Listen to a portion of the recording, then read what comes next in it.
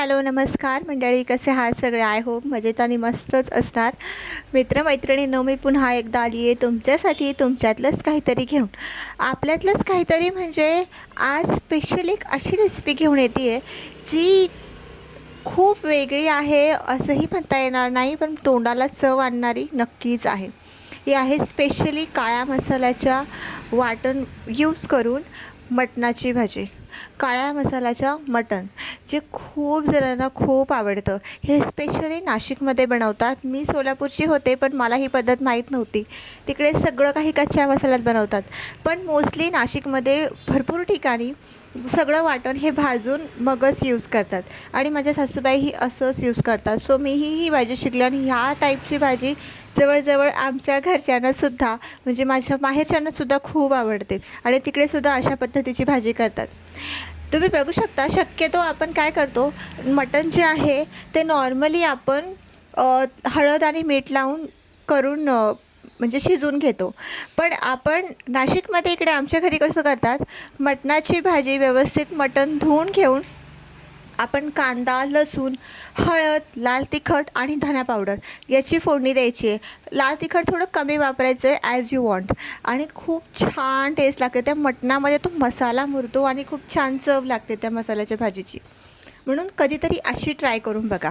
साधी फोडणी देण्यापेक्षा मटणाला कधीही लाल तिखट, धना पावडर आणि हळद टाकून फोडणी देऊन बघा.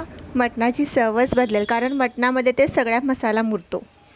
मग अशा पद्धतीने मी ही आधी मटण व्यवस्थित धुवून घेतलं आणि मग ते बघा कांदा, लाल तिखट, हळद आणि धना पावडर टाकून चांगलं आणि जर तुम्हाला हवं असेल तर तुम्ही टोमॅटोसुद्धा यूज करू शकता. मोस्ट ऑफ पीपल्स टोमॅटो खातात. आमच्या घरी टोमॅटो फारसा चालत नाही म्हणून मी यूज करत नाही, पण क्वचित कधीतरी एखादा टोमॅटो टाकते, पण आज मी नाही टाकला. पण तुम्हाला जर टोमॅटो हवा असेल तर तुम्ही फोडणीमध्ये टोमॅटो अवश्य टाका आणि व्यवस्थित ते फ्राय करून घ्या आणि मग त्याच्यामध्ये थंड पाणी टाकण्याऐवजी गरम पाणी टाका. मी पण साईडला पाणी गरम केलं आणि तेच पाणी मी मटण शिजायला यूज केलं. साधारणतः 1 ग्लास पाणी आपल्याला लागतं. जितकं मटण आहे त्या लाईननुसार पाणी टाकलं तरी पुरेसं होतं आणि मीठ टाकून कुकर लावून द्या, जेणेकरून ते मटण व्यवस्थित शिजेल. आणि शिट्ट्या देताना मोस्ट ऑफ आम्ही काय करतो, 1 शिट्टी फास्ट गॅसवर आणि नंतर 3 शिट्ट्या बारीक गॅसवर होऊन देतो, जेणेकरून मटण जे आहे खूप मऊसूत शिजतं आणि खूप छान लागतं. जोवर मटण शिजत नाही पूर्णपणे तोवर आपल्या भाजीला ती मटणाची चवच येत नाही, कारण जोपर्यंत तो मटणाचा रस्सा तो पूर्ण कस उतरत नाही पाण्यामध्ये तोवर त्या भाजीला चव लागत नाही. म्हणून मटण व्यवस्थित शिजवून घ्या. तर आपण नेक्स्ट चालू मसाल्याची भाजीची तयारी करूया, वाटण करूया. तर बघू शकता मी खोबरं कापून घेतलं, हे आधी भाजून घेतलं. अद्रक, लसूण, कोथिंबीर आणि कांदाही मी गॅसवर भाजून घेतला. जर तुम्हाला हवं असेल जास्त जाळायचं असेल तर तुम्ही तो कांदा कट करून तव्यावरसुद्धा तेल टाकून फ्राय करू शकता. आणि अशा प्रकारे मी वाटण करून घेते व्यवस्थित. आणि एक गंमत सांगू का मैत्रिणींनो, जेव्हा पण आपण मटणाची भाजी करतो, जर खूप जण आलेले आहेत, एवढं वाटण टाकायला आपल्याला जमत नाही. मग ते मटणाचा जो रस्सा आहे तो पातळ होतो. मग त्यासाठी स्पेसिफिक हे जे दिसतं आहे ना, ते तयार करा.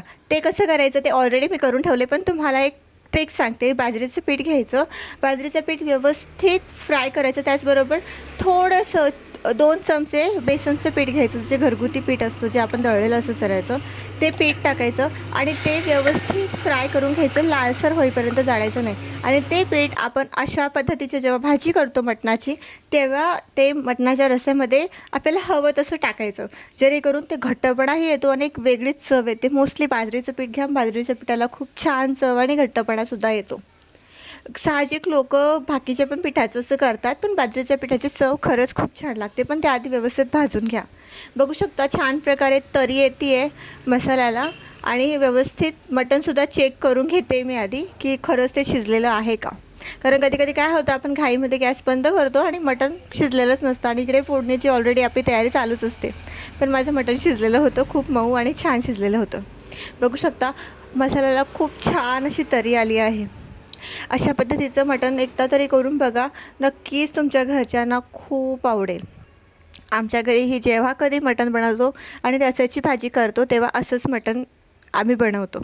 आणि एक गंमत सांगू का मैत्रिणींनो, आज आम्ही मटण कुठल्याही भाकरीसोबत किंवा चपातीसोबत खाणार नाही, तर आज मटण बनवणार आहोत पावसोबत. येस, पावासोबत. कडक पाव आणि मटणाची भाजी नक्कीच ट्राय करून बघा, खूप टेस्ट लागते. पण जेव्हा कधी आपण पावासोबत मटणाची भाजी करणार असतो तेव्हा रस्सा जो आहे तो थोडासा पातळ ठेवा.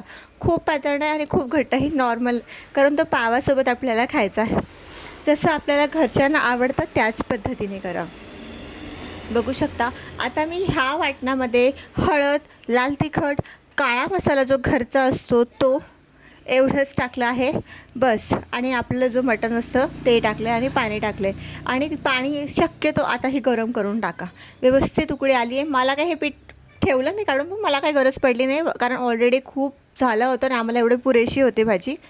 सो मी काही टाकलं नाही. पण तुम्ही नक्कीच टाका जर तुम्हाला खूप भाजी करायची असेल आणि खूप पाहुणे आलेले असतील आणि घरचे मंडळी खूप खाणारी असेल तेव्हा.